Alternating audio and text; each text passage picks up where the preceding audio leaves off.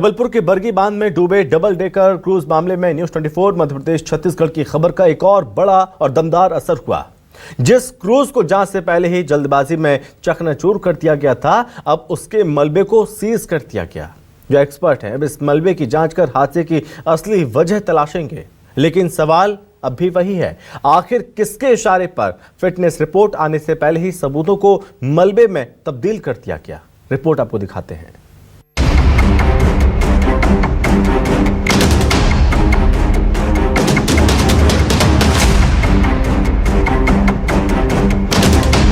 जबलपुर के बरगी जलाशय की लहरों पर राज करने वाला डबल डेकर क्रूज अब सिर्फ लोहे के मलबे का ढेर है। लेकिन इस मलबे के पीछे छिपे हैं वो राज जिन्हें दफन करने की पुरजोर कोशिश की गई।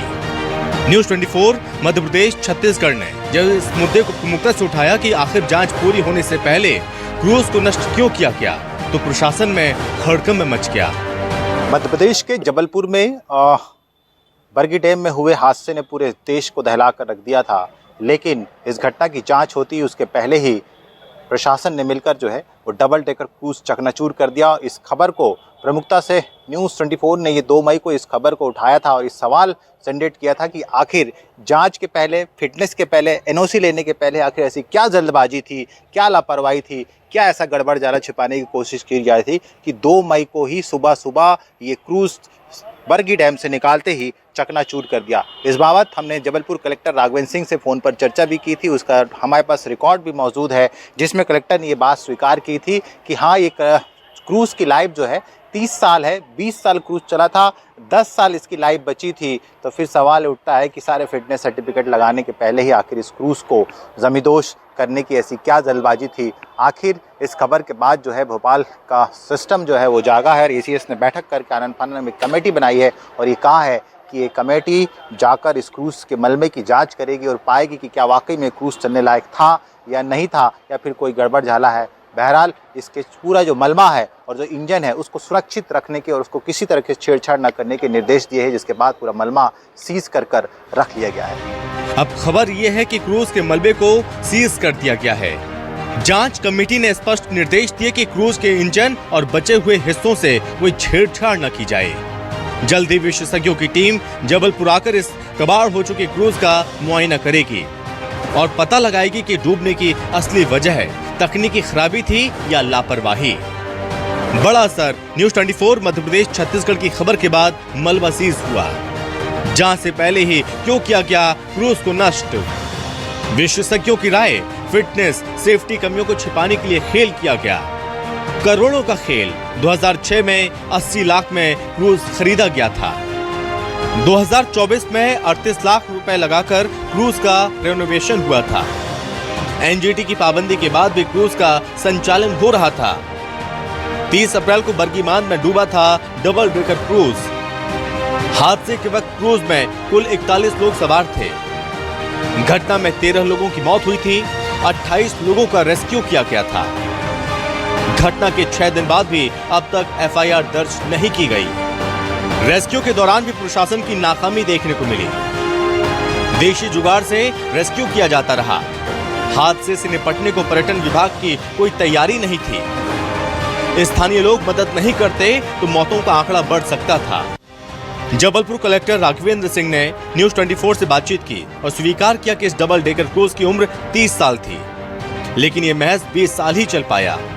हैरानी की बात तो यह है कि साल 2023 में एनजीटी ने इसके संचालन पर रोक लगा दी थी। इसके बावजूद ये पानी में उतारा गया। 2024 में इस पर 38 लाख रुपए खर्च किए गए, इसे रेनोवेट किया गया था, फिर भी ये डूब गया। पर्यावरण विशेषज्ञों का सीधा आरोप है कि क्रूज के ढांचे में बड़ी कमियां थीं। इन्हीं तकनीकी खामी और सुरक्षा के दावों की पोल खुल न जाए, इसलिए इसे बाहर निकालते ही क्रेन से तोड़ दिया गया। अब जब जांच कमेटी आएगी तो उसे चमचमाता क्रूज नहीं बल्कि बिखरा हुआ लोहा मिलेगा। नागरिक उपभोक्ता मंच ने तो कह दिया कि वो एनजीटी के स्पष्ट आदेश के बाद भी क्रूज का संचालन कर रहे थे। इसको लेकर वो एनजीटी में कंटेम्प्ट याचिका दाखिल करेंगे। कि जो जलाशय है, खास करके बरगी डैम जलाशय, वहां पर यदि क्रूज चलता है या कोई भी नाव चलती है तो उसमें 4 स्ट्रोक इंजन होना चाहिए। इतना पावरफुल इंजन होना चाहिए। लेकिन क्रूज जो ठप पड़ा, इससे जाहिर होता है कि उसमें 4 स्ट्रोक इंजन नहीं था। दूसरी बात ये थी कि ये इंजन बंद पड़ा था, इससे भी साफ होता है कि ये पूरा का पूरा क्रूज जो है ठप पड़ गया है। जी, ये नागरिक उपभोक्ता मार्गदर्शक मंच द्वारा ज्ञापन दिया गया है। ये बरगी डैम हादसे के संबंध में ये जांच करवाने के लिए ज्ञापन दिया गया है। ये वरिष्ठ अधिकारियों के समक्ष रखा जाएगा, जो भी उसमें नियमानुसार कार्रवाई है वो की जाएगी। अभी इस बारे में मैं कोई टिप्पणी नहीं कर सकता, ये जांच चल रही है, जो भी इसमें होगा सबके सामने। अब गेंद जांच कमेटी के पाले में है। क्या मलबे के टुकड़ों से ये साफ हो पाएगा कि करोड़ों की सरकारी संपत्ति को डुबोने का गुनहगार कौन है? और सबसे महत्वपूर्ण, एनजीटी के आदेशों की धज्जियां उड़ाकर किसके संरक्षण में इस मौत के सफर को हरी झंडी दी गई थी? क्रूज हादसे पर तमाम पर्यावरणविद विशेषज्ञ ये सवाल उठा रहे हैं कि आखिर क्या ये क्रूज चलने लायक था या नहीं था। एक जो फौरी रिपोर्ट भोपाल से निकल कर आ रही है उसमें ये बात कही गई है कि क्रूज शायद चलने लायक था या नहीं था, उसकी जांच करेंगे। लेकिन एनजीटी ने ये बात निकल कर सामने आई कि 2023 में इस क्रूज पर पाबंदी लगा दी थी, यानी कि क्रूज को चलने लायक नहीं बताया था। उसके बावजूद 2024 में इसमें लाखों रुपए खर्च कर इसको रिनोवेट किया गया और फिर से इसको जो है वो चलाया गया है। आखिर एनजीटी के आदेश के बाद क्रूज क्यों चलाया गया था, ये भी एक सवाल है। और सवाल ये है कि इतने लाखों रुपए खर्च करने के बाद यदि क्रूज को रिनोवेट किया गया था तो उसमें उस तरह की क्षमता विकसित क्यों नहीं की गई। अब तमाम संगठन, शहर के तमाम जो संगठन है, उन्होंने भी सवाल उठा दिया है और ये सवाल पूछा जा रहा है कि आखिर इतने बड़े क्रूज में जो एनजीटी के नियम है, जो पर्यावरण के नियम है, 4 स्ट्रोक इंजन इसमें चलना चाहिए, तो वो इंजन था या नहीं था। लेकिन प्राइमा फेसी बात का निकल आ रही कि 4 स्ट्रोक इंजन इस क्रूज में नहीं था। तो उस बात की भी जाँच होगी और मामले पर कोर्ट ने तो संज्ञान लिया ही, लेकिन यदि जांच रिपोर्ट में लीपापोती की गई तो फिर से एनजीटी के आदेश के उल्लंघन को लेकर भी इसमें याचिका लगाने की बात कही जा रही है। जबलपुर से न्यूज़ 24 के लिए कुमार इंदर।